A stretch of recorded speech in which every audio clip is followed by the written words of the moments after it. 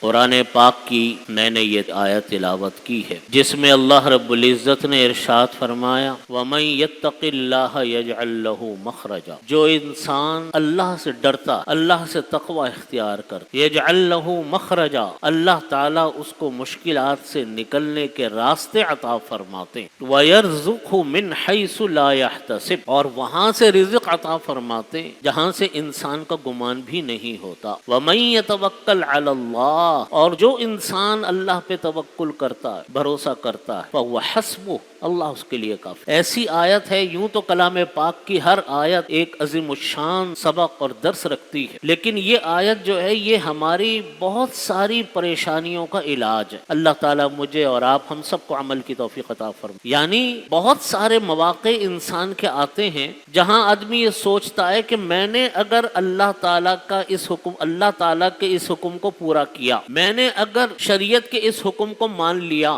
تو میرے گھر کی روزی کا کیا بنے گا، میرے بیوی ہیں، بچے ہیں، گھر بار ہے، ذمہ داریاں ہیں، تو میرے کام بنیں گے کیسے؟ اس لیے اب وہ ڈامبر ڈول ہو رہا ہے، پریشان ہو رہا ہے کہ ایک طرف اللہ کا حکم ہے اور دوسری طرف اللہ کے حکم کے نتیجے میں کہیں ایسا تو نہیں ہے کہ میری نوکری چلی جائے، میرا کاروبار ختم ہو جائے۔ اللہ تعالیٰ نے اس ڈر کو ختم فرمایا وہ مالک الملک ہے، وہ رب کائنات ہے، وہ رازق ہے، وہ سب کچھ ہے، وہ داتا ہے، وہ اس لیے کسی اپنے بندے کو بے آسرا نہیں چھوڑ سکتا کہ اس نے اللہ کا حکم مانا تھا۔ اس کو قرآن کریم میں فرمایا کہ جو انسان اللہ کا ڈر اختیار کرتا ہے، اللہ سے ڈرتا ہے، اللہ کے حکموں کو پورا کرتا ہے، اب یہ ڈر اس کو پیدا ہوا کہ میں نے اگر اللہ کا حکم مانا یہ میرا دنیا کا کام خراب ہو جائے گا، میری روزی خراب ہو جائے گی، میرا کاروبار خراب ہو جائے گا۔ اللہ تعالیٰ فرماتے ہیں کہ وَمَن يَتَّقِ اللَّهَ، جو انسان اللہ سے ڈرتا ہے، يَجْعَل لَّهُ مَخْرَجًا، اللہ تعالیٰ اس کو مشکلات سے نکلنے کے راستے عطا فرماتا، راستہ بھی اللہ بناتے ہیں اس کا۔ اب رہ گئی یہ بات کہ روزی کا کیا بنے گا، کاروبار کا کیا بنے گا، فرمایا کہ ڈرنا مت، پریشان مت ہونا، اللہ کے حکم ماننے کے نتیجے میں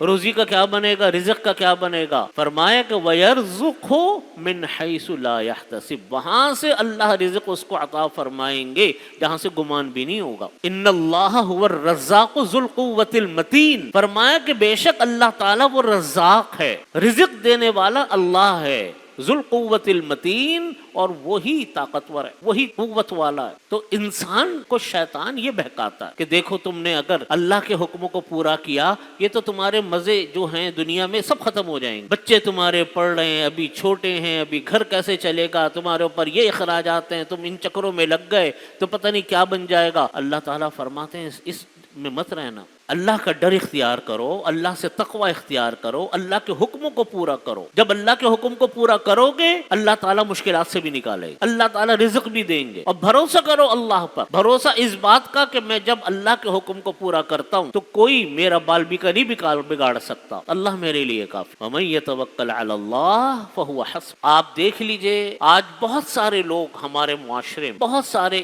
افراد ہمارے معاشرے میں اس لیے سود کے کاروبار میں جاتے ہیں، اس لیے رشوت خوری کے کام میں لگتے ہیں، دوسرے ناجائز دھندوں میں لگتے ہیں کہ جی اس سے تو ہمارا کاروبار چل رہا ہے، اس سے ہمارا روزگار چل رہا ہے، اس کو اگر ہم نے چھوڑ دیا ہمارا بنے گا کیا، میں تو یہ سود نہیں چھوڑ سکتا، یہ رشوت نہیں چھوڑ سکتا، میرا گھر کا نظام خراب ہو جائے گا، میرے دروازے بند ہو جائیں گے ترقی کے۔ یہ شیطانی بہکاوے، یہ انسان کو شیطان فقر و فاقے کا ڈر دیتا ہے، فقر و فاقے کا ڈر دیتا ہے کہ تم اللہ کا حکم مانو کہ فقر و فاقے میں مبتلا ہو۔ اللہ تعالیٰ فرماتے ہیں کہ ایسا نہیں ہوگا، اگر جائز طریقہ اختیار کرو گے اللہ تعالیٰ تم کو رزق کے دروازے، نت نئے دروازے کھولیں گے۔ بہت ساری چیزیں شریعت میں نبی کریم صلی اللہ علیہ وسلم نے، اللہ رب العزت نے قرآن پاک میں بیان فرمائی۔ خرید و فروخت ہے، بازار کی جو چیزیں ہم اور آپ خریدتے رہتے ہیں اس میں بہت ساری شرطیں اللہ تعالیٰ نے لگائیں، نبی کریم صلی اللہ علیہ وسلم نے لگائی۔ مثلا ایک شرط یہ لگائی نبی کریم صلی اللہ علیہ وسلم نے کہ نہا رسول اللہ صلی اللہ علیہ وسلم بيع ما لم يقبض، نبی کریم صلی اللہ علیہ وسلم نے اس خرید و فروخت سے منع فرمایا جس کے اوپر انسان نے قبضہ نہ کیا، قبضہ کیے بغیر آگے مت بیچو، یہ حکم ہے نبی علیہ الصلوۃ والسلام، یہ حکم ہے نبی کریم صلی اللہ علیہ وسلم کا کہ جو چیز آپ کی ملکیت میں نہ ہو اس کو آگے بیچو نہیں، جب مالک ہی نہیں بنے تو بیچو گے کیسے؟ اب بہت سارے تاجر حضرات یہ کہتے ہیں کہ جی ہمارے ہاں تو اس کا خیال نہیں ہوتا، اگر ہم نے یہ کام کیا تو پتہ نہیں کیا کیا مسائل ہمارے پیدا ہوں گے۔ اب جس کو اللہ کے وعدے پر یقین ہے، جس کو ڈر ہے اللہ کا، وہ شرائط پوری کرتا ہے۔ اور آپ دیکھ لیجئے جو لوگ اس کا اہتمام کرتے ہیں، ان شرعی قیودات کا، شرعی پابندیوں کا، وہ کبھی نقصان اور گھاٹے میں نہیں رہے، ہمیشہ فائدے میں رہے۔